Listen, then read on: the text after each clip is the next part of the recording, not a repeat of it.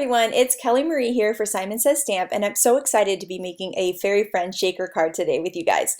I'm going to go ahead and stamp out a bunch of images from Fairy Friends, and I'm also going to actually stamp out some images from Gleeful Gardens. This is a set from last year that is a perfect match for the new Fairy Friends. So I'm going to stamp out the mushroom from that set, and then also the little steps for the house from Fairy Friends.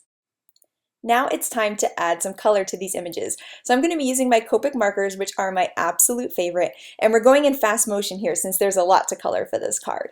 I'm going to take my darkest marker there and add some shading right along those edges so that it looks like those back petals are really behind the front petal. And next I'm going to be using my two favorite colors for the base of this house. It's this really great kind of pinky brown. I just love it. Now this card is inspired by a card by Elena Rousakis that I absolutely fell in love with. I love being inspired by my favorite card making idols, and Elena is definitely one of them. And I wrote her and I asked her if I could make a version of her card. So I am so excited to be making this card. Thank you so much, Elena, because I just love the way that she colored the flowers blue on the house. I had always just been coloring them pink. I love how she combined Gleeful Gardens with Fairy Friends, and her whole layout is just gorgeous. Now right now I'm using a white gel pen to make the white areas of these stamped images really pop. I just love doing this. And then now it's time to color some fairies. Now I love coloring the fairies like different friends or family that I know. So it's fun to get inspired by different people in your life and kind of have fun coloring their hair and their skin tone. I just love it. So next I'll be working on the fairy skin tone, and I love adding a little bit of extra shading underneath their bangs. And then, of course, I gotta add some rosy cheeks. These fairies definitely need rosy cheeks. I love RV10 for rosy cheeks too. Now this is my favorite way to color the wings. I lay down BG11 and then go over it and into the white area with BG70, and it gives it this gorgeous airy glow to the wings that I am just in love with.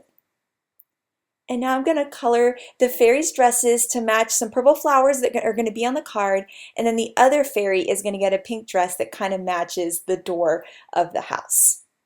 Now it's time to use the coordinating dies. I'm just going to run it through my die cut machine, and then I just love this. I don't know about you guys if you love this too, but I love popping them out of the dies and seeing the perfectly cut image. I just have so much fun with that. Okay, so now it's time to start creating the card base.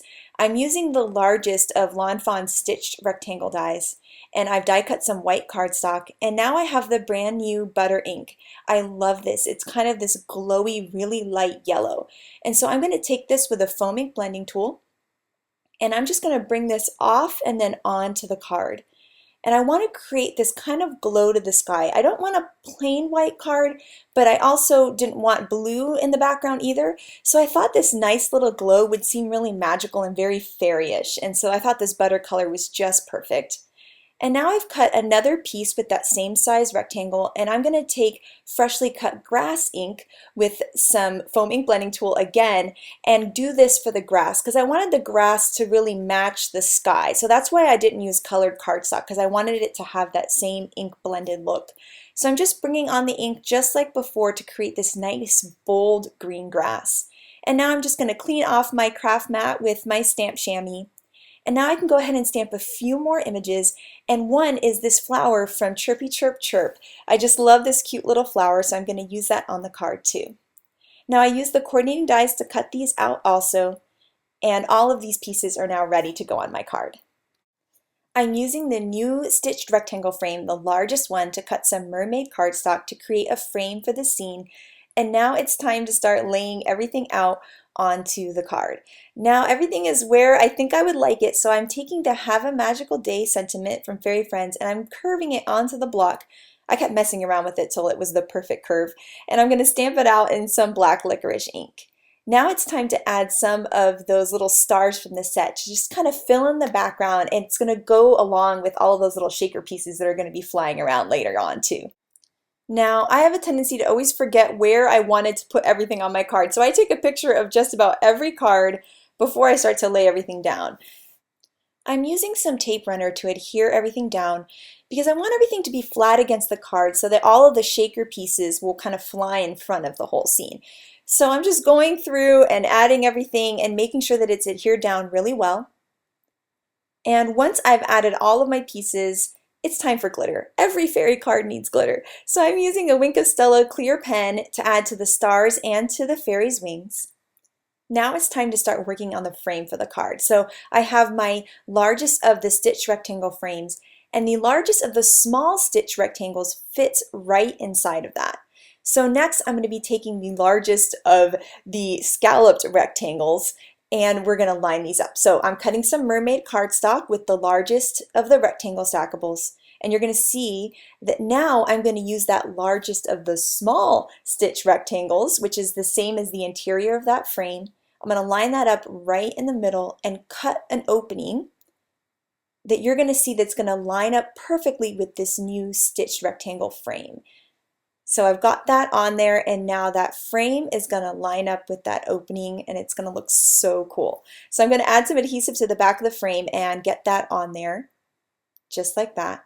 Now this mermaid cardstock is gorgeous, but it wasn't really matching that ink blended look. So I'm going to take some YETI ink, which is a white pigment ink, and a foam ink dauber and blend it onto my cardstock. So I'm going to blend it and then smear it with my finger. And then blend it on and smear it with my finger. And I'm going to keep doing this all the way around, just like this, and you'll see what a gorgeous airy look the cardstock now has. So the original cardstock's on the bottom and the white pigment ink covered is on the top. So it's such a cool way to get two looks out of your cardstock, the bold look and the airy look. Now I'm using that same large stitch rectangle to cut a piece of acetate that's going to be my window for this card. So you'll see that's going to line up right on top of that.